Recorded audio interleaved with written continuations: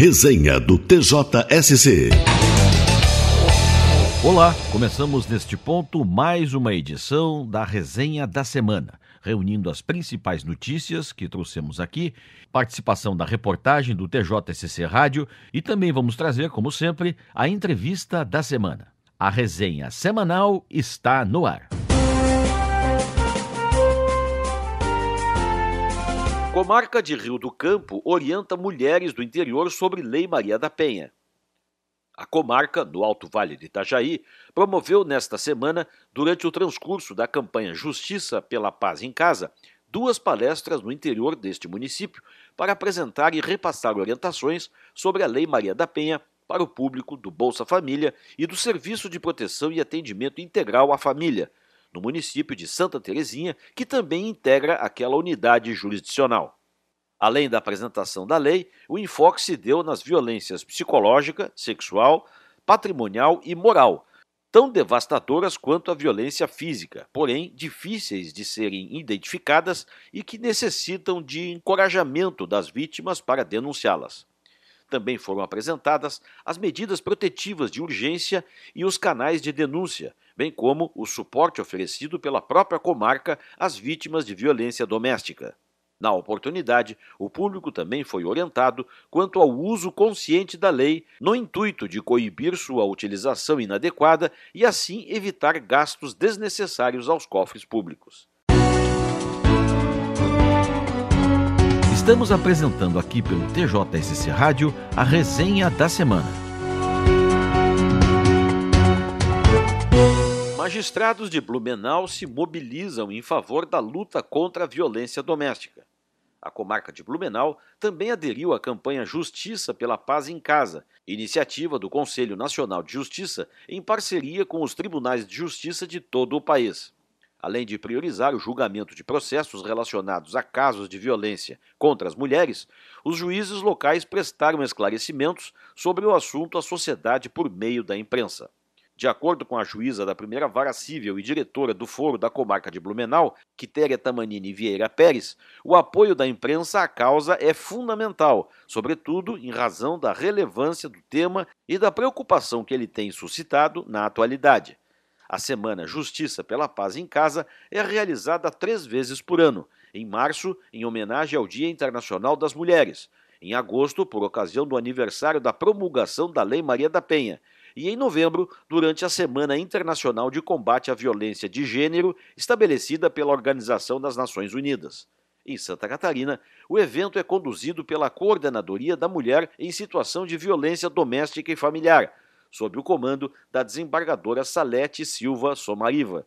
Nas últimas 10 edições, foram proferidas mais de 125 mil sentenças e mais de 60 mil mulheres foram beneficiadas com medidas protetivas. Você está acompanhando a resenha semanal aqui pelo TJSC Rádio. Nós vamos a um rápido intervalo e já na volta a vez da entrevista da semana. Hoje nós vamos conversar um pouco com a Adriana Alves. Ela é juíza federal e nós vamos conversar sobre discriminação racial. É um instante só, depois do intervalo. Você já ouviu falar em jurado voluntário? Essa é a denominação usada ao cidadão que se inscreve voluntariamente para participar de um julgamento no tribunal do júri. Os jurados representam a sociedade da qual fazem parte e, dentro de um processo, decidem em nome dos demais. A função do jurado é tomar a decisão com base na lei e na situação de cada processo, de maneira individual. O Poder Judiciário de Santa Catarina conta com a sua colaboração. Entrevista da semana.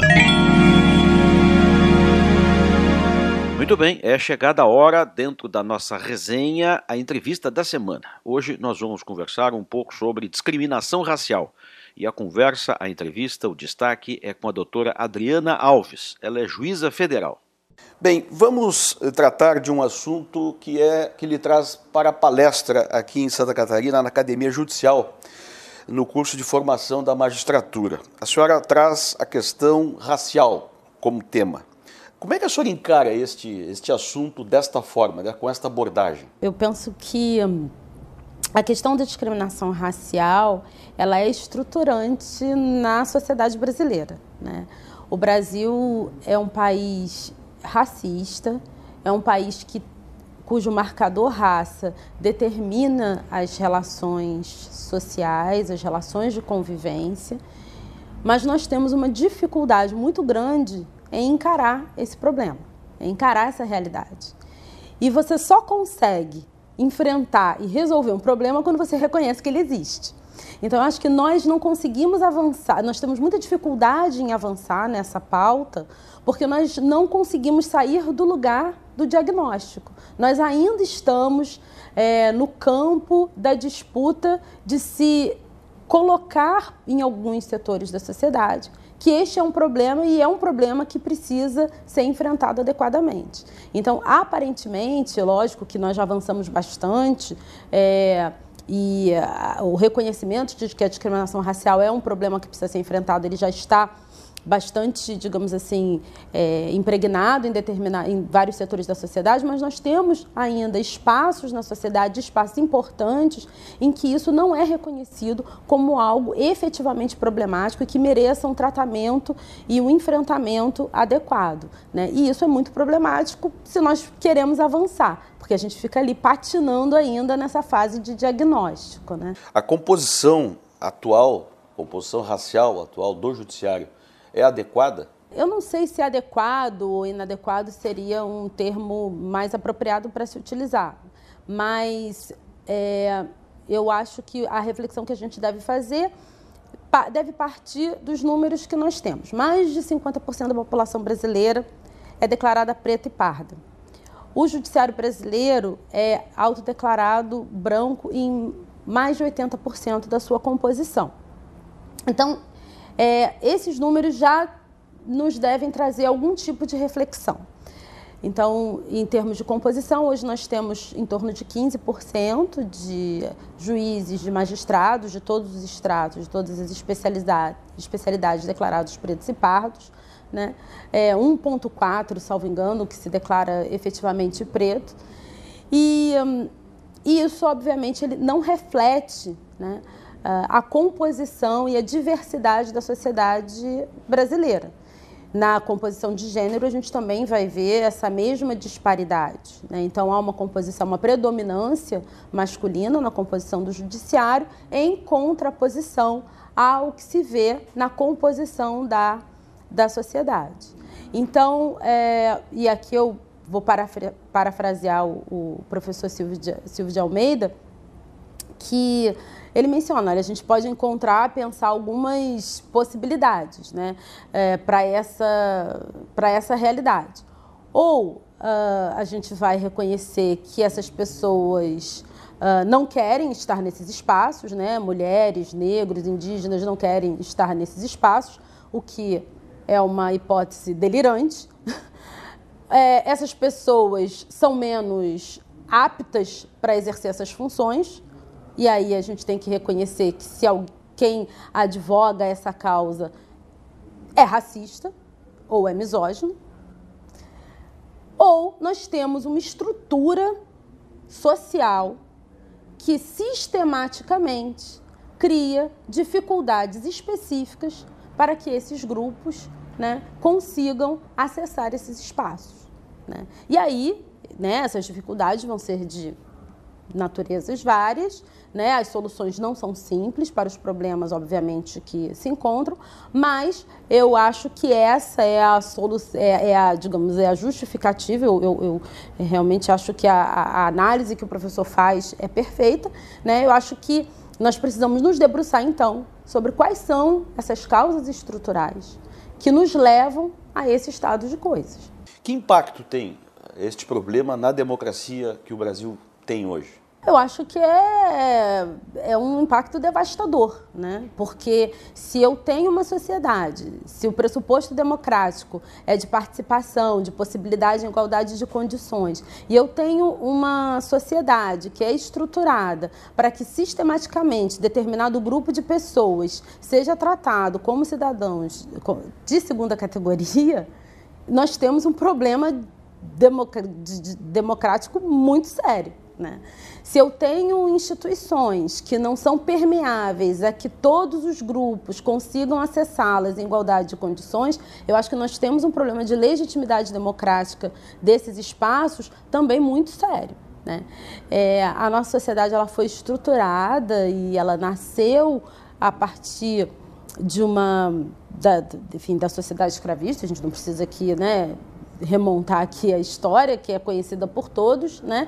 Isso marca a nossa trajetória. Nós encontramos, eu acho que esse traço escravocrata da nossa sociedade, ele está presente no nosso dia a dia, basta que a gente tenha olhos de ver, né? Talvez não seja o termo técnico adequado para os historiadores, estou falando aqui de uma forma leiga, mas eu acho que essa herança escravocrata ela está presente, né, na nossa realidade, e isso é extremamente deletério, né, para uma sociedade que se pretende democrática, justa, igualitária, e isso quem está dizendo, não sou eu quem diz isso, é a nossa Constituição, né? Aquilo que nós nos propomos foi o pacto que nós firmamos como sociedade, de construir uma sociedade com um determinado desenho, né? E me parece que nós não estamos trabalhando ou nós não estamos conseguindo implementar essa proposta. Doutora, nós vamos fazer um rápido intervalo e, na volta, nós vamos seguir com este bate-papo. Nós estamos aqui conversando com a doutora Adriana Alves, ela é juíza federal e estamos tratando da discriminação racial. É um intervalo, a gente já volta, fique aí. Que tal resolver os seus conflitos na justiça de forma rápida e eficiente? Faça conciliação. É simples e só depende de você. Todo mundo que tem um processo na justiça pode tentar resolver o problema de forma negociada. Basta ir até uma unidade do judiciário mais perto da sua residência e procurar o setor de conciliação. Lá, diga que tem um processo na justiça e quer conciliar. Para mais informações, acesse o endereço eletrônico do Conselho Nacional de Justiça, cnj.jus.br/conciliação. E encontre os locais e contatos dos núcleos de conciliação do seu estado.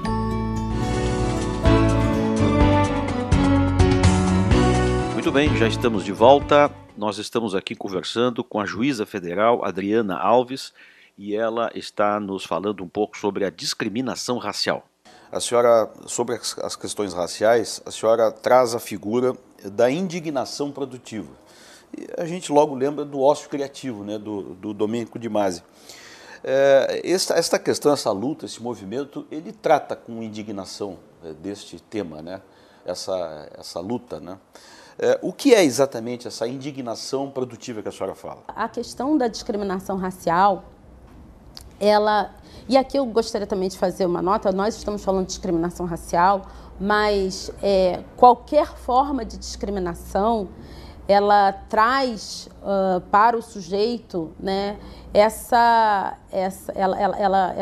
é abjeta no mesmo nível, né? É porque nós aqui estamos especificamente falando de discriminação racial, mas de forma alguma eu quero colocar a discriminação racial num plano diverso, por exemplo, em termos daquilo que é insidioso para a construção da subjetividade do indivíduo, como, por exemplo, a discriminação de gênero, como a discriminação contra a população LGBT, que é gravíssima no Brasil e que também gera mortes, e os nossos índices de violência contra essa população são absurdos. Então,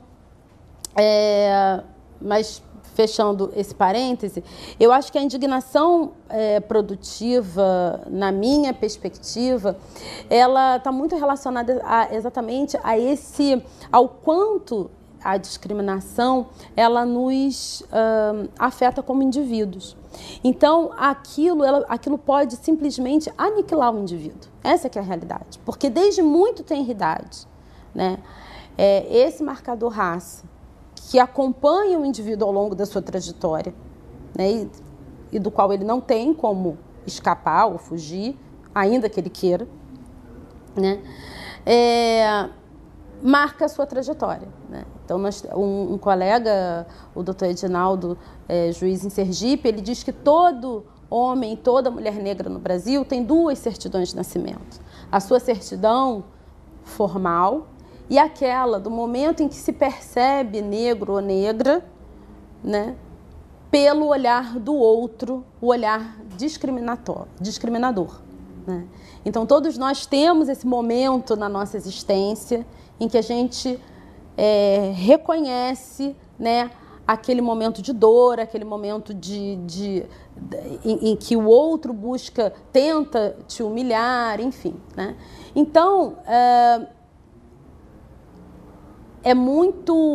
é um esforço muito grande para que todo esse sentimento, toda essa dor, toda a dificuldade que traz esse embate para a construção da sua subjetividade, é um esforço muito grande para que isso não se torne uma bola de ferro e te leve para o fundo do mar. Né? Então, é preciso que essa indignação, essa dor, ela se transmude, se transforme em algo construtivo. Então, é nessa perspectiva que eu menciono a questão da indignação produtiva. Doutora, para finalizar, o judiciário brasileiro trata essa questão racial de forma adequada ou de forma possível? Na minha percepção, nem adequada e muito longe do possível. Né? Porém, eu enxergo um esforço verdadeiro de vários segmentos dentro do judiciário de buscar esse enfrentamento. E essa iniciativa de incluir no módulo nacional essas reflexões sobre as relações raciais, sobre as questões de gênero, eu acho que demonstram, né, esse esforço em levar ao magistrado que vai decidir os conflitos numa sociedade que é marcada, sim, por relações racializadas, né? Que leve ao magistrado subsídios para que ele possa interferir nesses conflitos ciente dessa realidade e sensível a essa realidade. Então, eu acho que há um esforço sincero, né, de um setor que é fundamental, que é a escola de formação, né, em buscar superar, né, as nossas deficiências, esse nosso déficit em dar respostas mais rápidas e adequadas para esses conflitos. E, obviamente, nós também não podemos ignorar, né, que há também decisões importantes que vêm impactando, seja no plano difuso, né, por meio de decisões de magistrados, no plano concentrado, por meio de magistrados que vão, enfim, proferindo decisões, dirimindo conflitos concretos, como por parte do Supremo Tribunal Federal, que vem enviando uma mensagem muito clara de absoluta rejeição a qualquer forma de discriminação e reafirmando, né, a legitimidade, a constitucionalidade de políticas que promovam a igualdade. Então, eu acho que é algo que a gente também não pode simplesmente ignorar, é preciso ser valorizado pela sociedade, é preciso ser visto pela sociedade, né? E eu acho que é o caminho que a gente, muito lentamente, na minha percepção, tem caminhado. Nós precisamos acelerar esse passo, né? Mas é o ritmo que, na minha percepção, é o ritmo em que nós temos caminhado. Doutora, muito obrigado pela entrevista, viu? Eu que agradeço. Ok, foi o papo que nós tivemos aqui dentro desta resenha semanal, sempre destacando a entrevista da semana, hoje com a doutora Adriana Alves. Ela é juíza federal e falamos um pouco a respeito da discriminação racial. Este foi o nosso papo da semana, a entrevista de destaque desta resenha semanal. Mas estão chegando aí outras notícias nesta resenha. Comarca de Joaçaba, do Meio-Oeste, leva tema da adoção para debate em praça pública. O Juizado da Infância e da Juventude da Comarca de Joaçaba participou neste mês da 5ª edição do evento social OAB em Ação, Na oportunidade, a unidade abordou o assunto adoção à espera, com orientações, informações e esclarecimentos à sociedade em geral. Foram distribuídos também panfletos sobre adoção e guarda compartilhada. Também participou o Centro de Atendimento Socioeducativo Provisório de Joaçaba, que apresentou seus projetos com adolescentes internados provisoriamente em razão de conflitos com a lei. Vlaudenice Poyer Brandalize, oficial da Infância e Juventude, Luciano Kunz, coordenadora do CASEP, e Eni Corso Brandalize, pedagoga do CASEB, foram responsáveis pelas apresentações que aconteceram no último dia 11 de agosto. O Tribunal de Justiça mantém pensão de 3 salários mínimos em favor de mulher que cuida de filho autista. A terceira Câmara Civil do Tribunal de Justiça manteve decisão que concedeu pensão alimentícia de 3 salários mínimos em benefício de uma mulher que, separada aos 60 anos, dispensa cuidados durante boa parte de seu tempo ao filho portador de autismo. Seu ex-marido, em apelação, contestou o pleito. Ele pediu a exoneração dos alimentos ou sua redução para patamar mais baixo. O processo indica que a situação de cada um dos envolvidos configura os elementos exigidos para atender o binômio necessidade e possibilidade para a concessão de alimentos, pois a ex-esposa não possui condições de prover ao seu sustento. A interpretação foi do desembargador Fernando Carione, relator da matéria, em decisão seguida de forma unânime. O processo tramitou em segredo de justiça. Você está acompanhando pelo TJSC Rádio a resenha da semana. O uso de expressão popular em nomes de empresas descaracteriza concorrência desleal. A segunda Câmara Comercial do Tribunal de Justiça manteve sentença que não reconheceu concorrência desleal entre 2 empresas atuantes no ramo da informática que usam a expressão SOS em seus nomes. A empresa autora pedia também indenização por danos morais ao sustentar que a outra marca estava com o intuito de confundir seus consumidores. Os argumentos não convenceram o órgão colegiado. O desembargador Dinarte Francisco Machado, relator da apelação, explicou que a proteção à exclusividade do nome empresarial se limita ao território do Estado, onde foi efetuado o registro. No caso concreto, os nomes foram registrados em estados diferentes. O magistrado também considerou que os símbolos visuais das marcas não são coincidentes. A única semelhança entre as partes, indicam os autos, está na utilização da expressão de uso comum. A decisão foi unânime.